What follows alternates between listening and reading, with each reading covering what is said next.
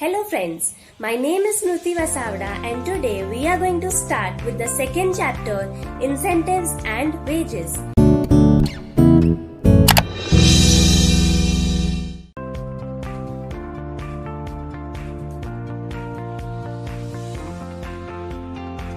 Let us now talk about technology and incentives. Technology is playing a very vital role in current scenario, especially during COVID-19, to create a link between employers and employees. It creates a virtual link where employers can get in touch with the employees. It also helps in creating a link between the employers, the manufacturers, the suppliers, the customers, and also with the employees. Employees can avail various benefits through technological advancements of the organization. Nowadays, most of the organization has started providing smartphones, smart cards through which each and every employee gets various benefits. Let us now talk about the prerequisites that an organization has to think for an effective incentive plan. For an incentive plan to become effective, there has to be a proper planning and management of the compensation management team. The first prerequisite is workers' compensation or compensation management. To give an incentive to a particular employee, there has to be some compensation. If there is no basic salary given to the employee, there cannot be any incentive to that particular employee. So each and every organization has to pay the basic salary, and incentives is anything apart from the basic salary that the company pays.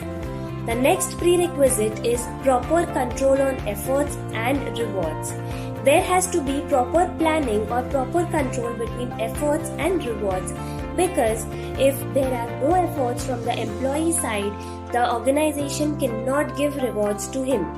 So there has to be a balance between the efforts and rewards. Efforts cannot be more than rewards and vice versa.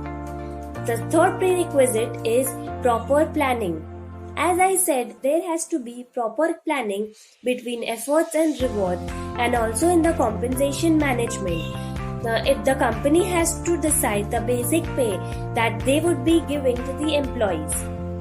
The next prerequisite is it must also cover the all non or indirect workers. Indirect workers includes supervisors, foremen, helpers, crane operators, etc. The next prerequisite is it should be based on scientific work management. Scientific work management includes scientific recruitment, scientific training and development, proper compensation planning, etc. The next is review of specific objectives.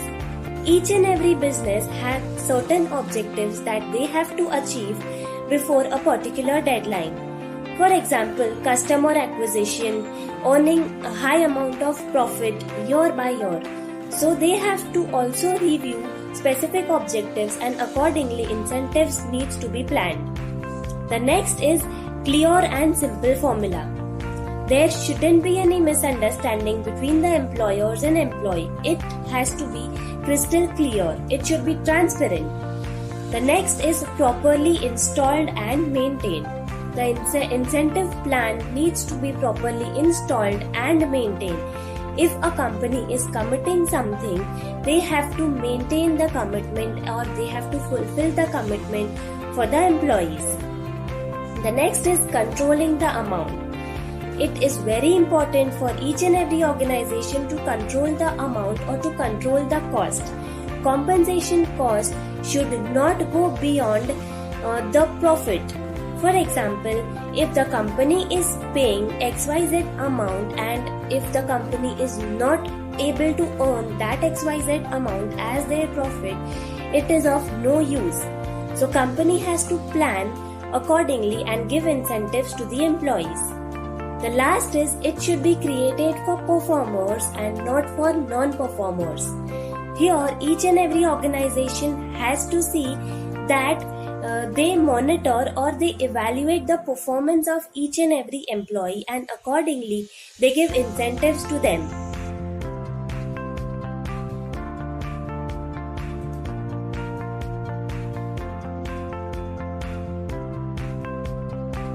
Let us now move to the next and important topic, that is wage differentials.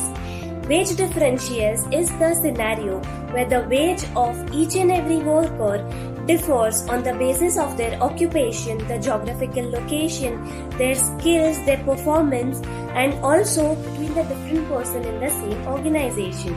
Because of the skills, their performance, their educational qualifications, etc. There are three categories of wage differentials.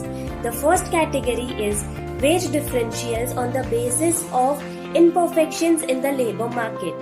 Imperfections includes skills, educational qualification, knowledge of the labor in the employment market. It only considers the skills, their performance of each and every labor or each and every employee in the organization. So accordingly, the wage differs from one person to another on the basis of skills, educational qualifications or knowledge. The second type of category is wage differentials which originate from social values. Social values or personal characteristics includes the age, the sex, the status or the ethnic group from which the laborer belongs to. For example, if there is a woman and an employee in the organization, there would be a wage differential between both of them. So it is dependent on age, sex, the status or ethnic group. The next category is occupational wage differentials. There is a wage differential on the basis of occupation. Occupation is the work that the laborer has to do. So it differs from one occupation to another, even if both the persons are in the same organization. Let us now talk about the factors that contributes to wage differentials. There are various factors that influences the wage differentials. The first factor is differences in the efficiency of the labor.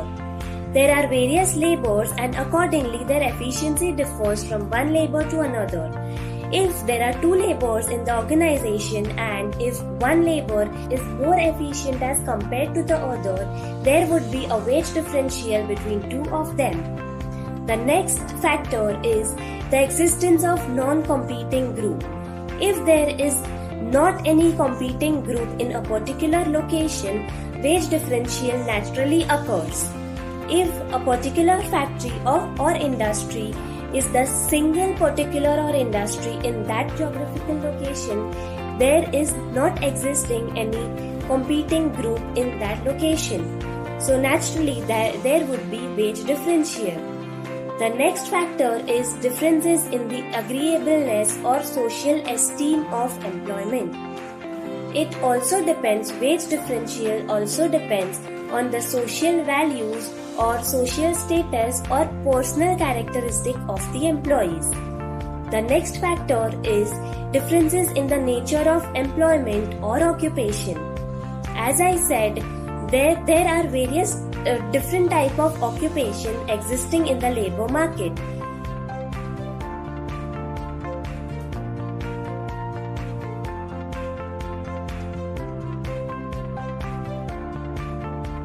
If there are two laborers in the same organization and even if their occupation is different from each other, there would be wage differentials between two of them.